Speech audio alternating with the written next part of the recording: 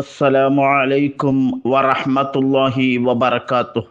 പ്രിയപ്പെട്ട സഹോദരങ്ങളെ, നിങ്ങൾ ഈ സ്ക്രീനിൽ കാണുന്ന ഫോട്ടോ പയ്യോളിയിൽ ഒരു പാവപ്പെട്ട കുടുംബം വീട് വെക്കാൻ വേണ്ടി ഉദ്ദേശിക്കുന്ന ഒരു സ്ഥലത്തിൻ്റെ ഫോട്ടോ ആണ്.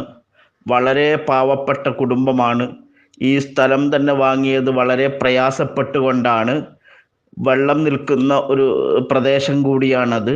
അവിടെ മണ്ണിട്ട് നികത്തിയാൽ മാത്രമേ വീട് വെക്കാൻ സാധിക്കുകയുള്ളൂ. 3 ചെറിയ മക്കളാണുള്ളത്. കൂലിപ്പണിക്ക് പോയി നിത്യജീവിതം പുലർത്തുന്ന ഒരു കുടുംബമാണ്.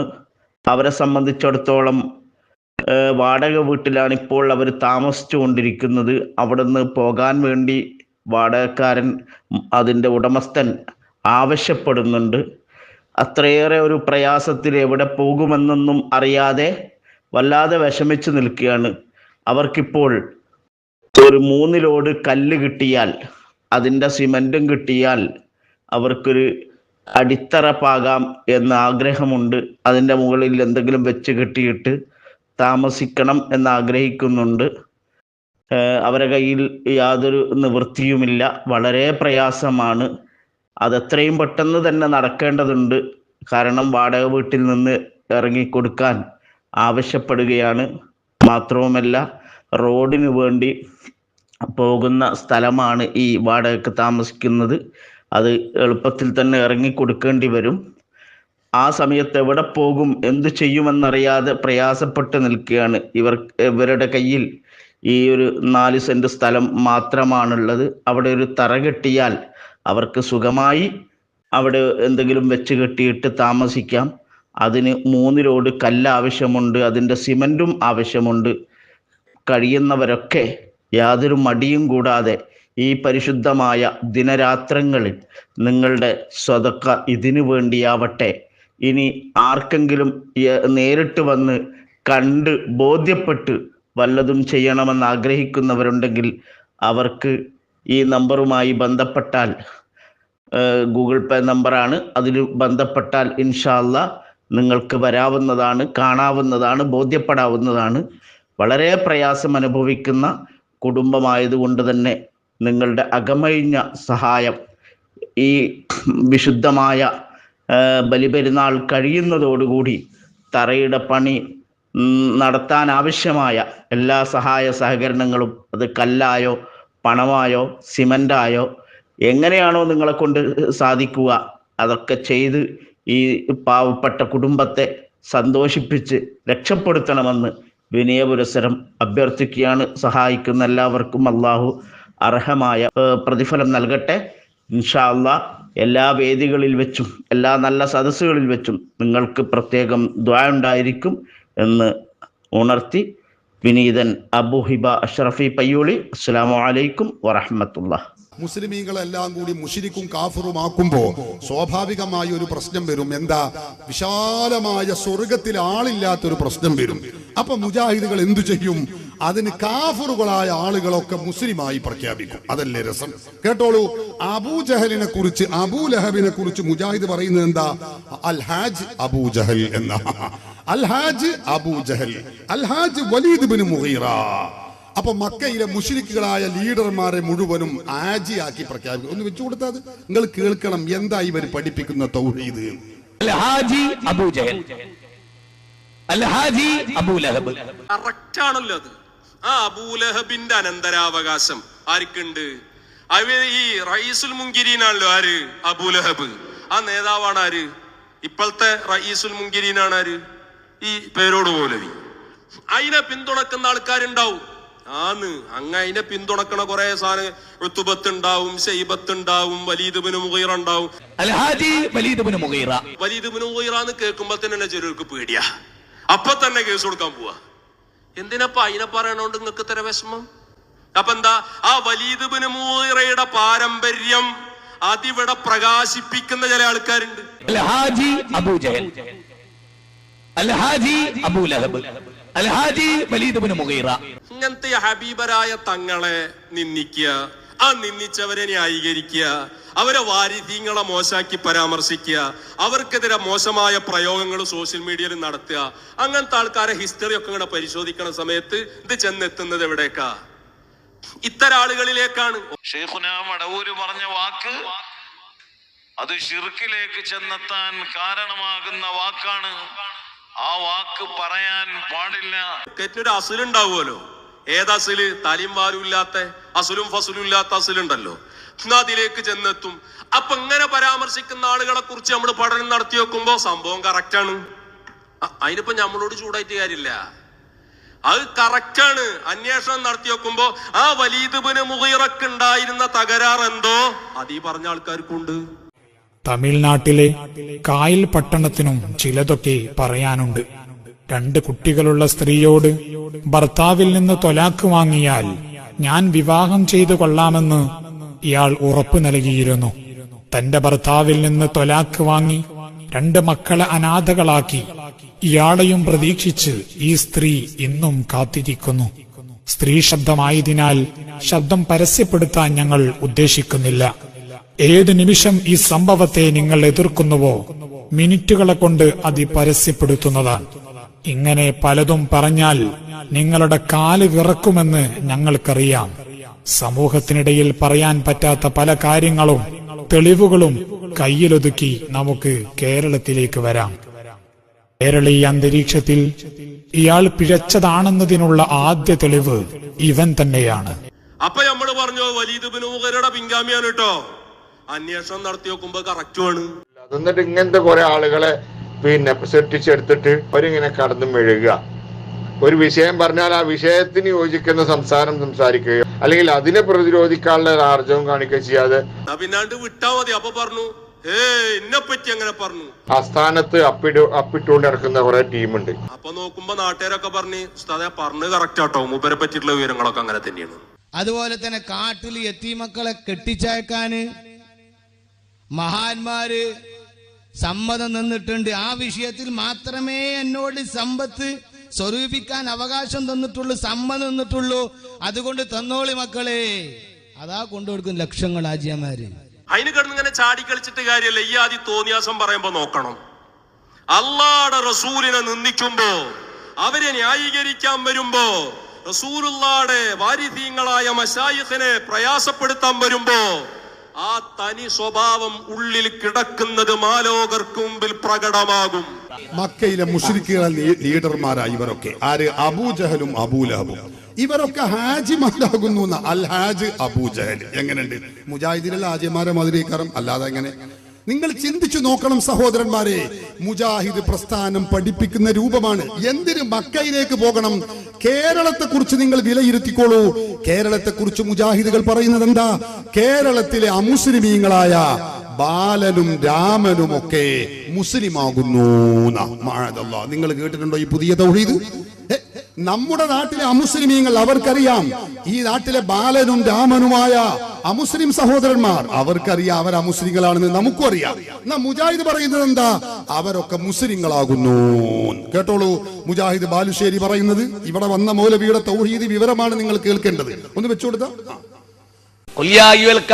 എന്ന ഖുർആനിലെ 109-ാമത്തെ അധ്യായത്തെ കുറിച്ച് ആലോചിച്ചിട്ടുണ്ടെങ്കിൽ കാഫിർ എന്ന് പറഞ്ഞ ആരാ? നമ്മൾ സാധാരണ മനസ്സിലാക്കുന്നത് മീമോ കാഫോ എന്ന് ചോദിക്കും. നമ്മൾ മീമോ കാഫോ.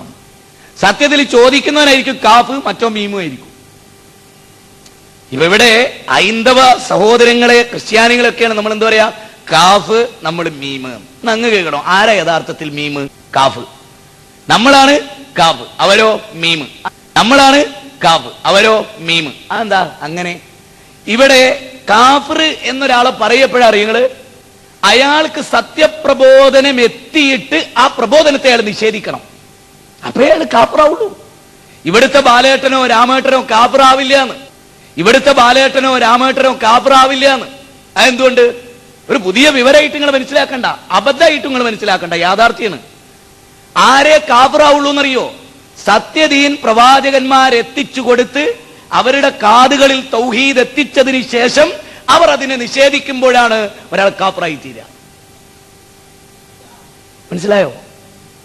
അല്ലല്ലാതെ ആരാധനക്കറിയില്ല എന്ന് ഖുർആനിന്റെ ആയത്ത് കൊണ്ട് ഓതി തെളിയിക്കുക. ഉസ്താദ് പറയാം അല്ലാത്തവരെ ആരാധിക്കാം. നാം മനസ്സിലാക്കണം, ഇതാണ് കാഫ്. ഏത്? ഇതാണ് കാഫ്. ഈ താടിയും തലപ്പാവുള്ള ആളാണ് കാഫ്. ഇതാണ് കാഫ്. ഈ താടിയും തലപ്പാവുള്ള ആളാണ് കാഫ്. ഇതാണ് കാഫ്. ഈ താടിയും തലപ്പാവുള്ള ആളാണ് കാഫ്. എടത്തനാട്ടുകര സെൻട്രലിൽ ഒരാൾ വന്ന് ബസ് ഇറങ്ങാണ്. അപ്പൊ ഇവിടുന്ന് ഒരാൾ അങ്ങോട്ട് ബസ് കയറുന്നു. അസ്സലാമു അലൈക്കും പറഞ്ഞു. അത്ര കുറ്റൊക്കെ വേണോ?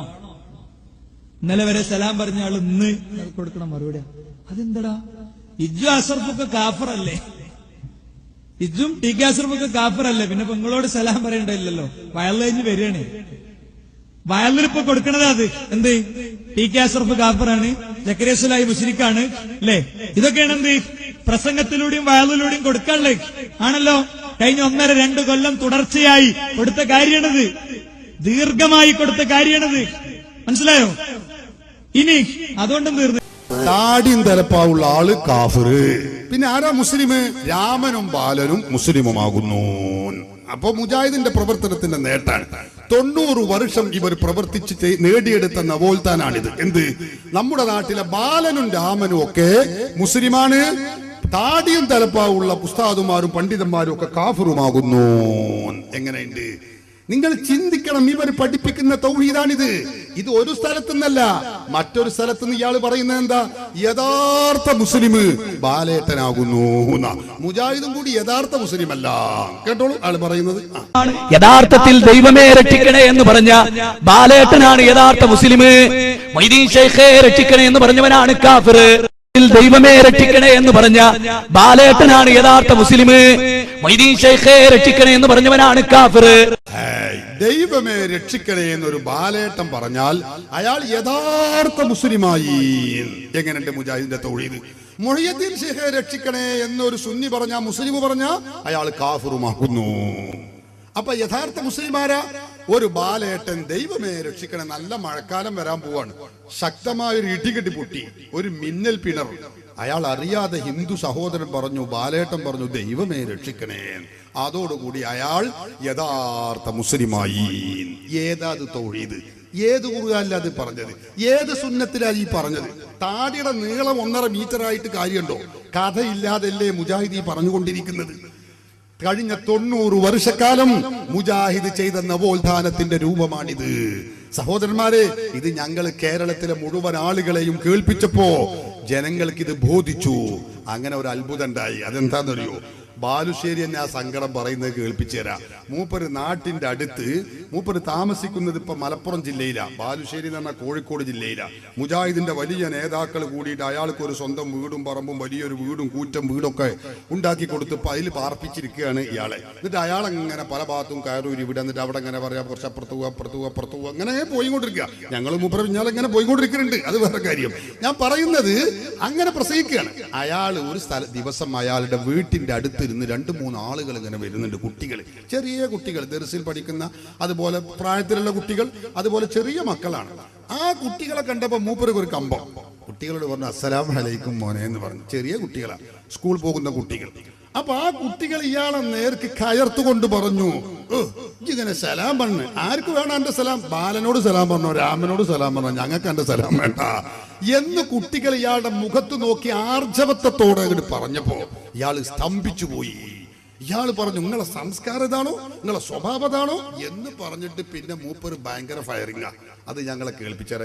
പള്ളി ദറസിൽ ദീനു പഠിക്കുന്ന നിങ്ങളുടെ സ്ഥിതി ഇതാണെങ്കിൽ നിങ്ങൾ വളർത്തുന്ന ഈ ഒരു സമൂഹത്തിന്റെ അവസ്ഥാവിശേഷം എന്താണ്? നിങ്ങൾ ഒന്ന് ആലോചിച്ച് നോക്കി. നിങ്ങളെ കണ്ടിട്ട് ഞാൻ ദയവ് ചെയ്ത് ഇവിടുത്തെ സുന്നി സമൂഹത്തോട്, നിങ്ങൾ പള്ളി ദർസിലെ കുട്ടികളെ കൊണ്ടാക്കരുത്. നിങ്ങൾ ഇത്തരം ആളുകൾ പഠിപ്പിക്കുന്നിടത്ത് നിങ്ങളുടെ മക്കളെ കൊണ്ടുപോകല്ലേ. പള്ളി ദർസിൽ കൊണ്ടാക്കുന്നതിൽ മൂപ്പർക്കുള്ള അമർഷാണിത്. പള്ളി ദർസിൽ കൂടെ കുട്ടികൾ ദീന് പഠിക്കും, ഇവരുടെ ആശയം ശരിയല്ല എന്ന് പറയും. അപ്പൊ അതിനുള്ള അമർഷം കൂടെ മൂപ്പർ സ്നേഹത്തോടെ പറയാണ്, നിങ്ങളെ മക്കളെ ഒന്നും നിങ്ങൾ പള്ളി ദർസിൽ കൊണ്ടാക്കരുത്. നോക്കുക എന്താ ഉപദേശം. എന്നിട്ട് പറയട്ടെ മൂപ്പര സങ്കടകരമായ വിവരം. കാരണം ഞങ്ങൾക്കറിയോ, കഴിഞ്ഞ 5 ദിവസങ്ങൾക്ക് മുമ്പുണ്ടായ ഒരു സംഭവം. 5 പിഞ്ചു പൈതങ്ങൾ സ്ഥിരമായി അവിടെ ചേലൂർ പ്രദേശത്ത് നിന്ന് സ്കൂൾ വിട്ട് ഇങ്ങനെ വരും. അസ്ർ നിസ്കരിക്കാൻ വേണ്ടി പോകുമ്പോൾ ഞാൻ അസ്സലാമു അലൈക്കും എന്ന പിഞ്ചു പൈതലിനോട്, അതിലേറ്റവും ചെറിയൊരു മോൻ, ഏറി വന്നാൽ 6-7 വയസ്സുണ്ടാവും, അവൻ തിരിഞ്ഞു നിന്നിട്ട് വിളിക്കുന്നു, ഓന്റെ ഒരു സലാം. ഇജ്ജ് പോയിട്ട് ബാലനോട് സലാം പറഞ്ഞടോ. മൊയ്തീൻ ശൈഖിനെ കുറ്റം പറഞ്ഞോനല്ലേ ഈ? ഓന്റെ ഒരു ഇളി എന്ന് പ്രായത്തെ മാനിക്കാതെ ഏത് എന്റെ മൂന്നാമത്തെ മകളുടെ പ്രായമുള്ള ഒരു പയ്യൻ വെള്ള തൊപ്പി ധരിച്ചിരിക്കുന്നു, വെള്ള കുപ്പായമിട്ടിരിക്കുന്നു, നരിയാണിയുടെ മേലെ തുണി ഉടുത്തിരിക്കുന്നു. നിങ്ങൾ ആലോചിച്ചു നോക്കിയേ, ഏതാണ് ഈ സമുദായം? ആരാണ് അവരെ വളർത്തുന്നത്? ആലോചിച്ചേ, എന്താണ് ഈ ശത്രുത? പ്രായം മാനിക്കാതെ കുട്ടി മറുപടി പറഞ്ഞു. നോക്കണങ്ങള്, പ്രായം മാനിച്ചിട്ടാണോ മമ്പുറത്തെ തങ്ങള് ബിംബമാണ് എന്ന് പറഞ്ഞപ്പോ ഈ പ്രായം ഓർമ്മ ഉണ്ടായിരുന്നില്ലേ?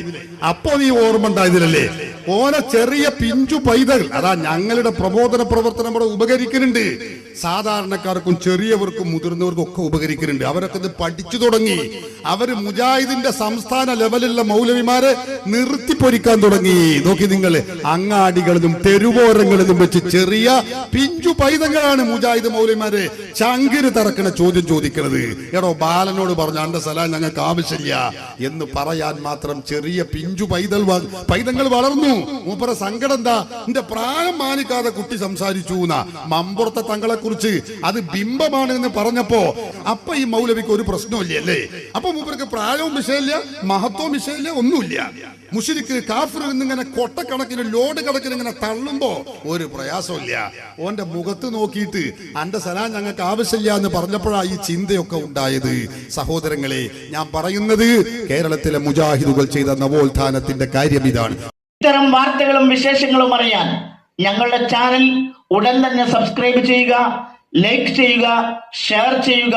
ജനങ്ങളിലേക്ക് എത്തിക്കണമെന്ന് നിങ്ങൾ ആഗ്രഹിക്കുന്ന വാർത്തകളും വിശേഷങ്ങളും പ്രമുഖരുടെ പ്രഭാഷണങ്ങളും ഞങ്ങളുടെ വാട്സപ്പ് നമ്പറിലേക്ക് അയച്ചു തരിക.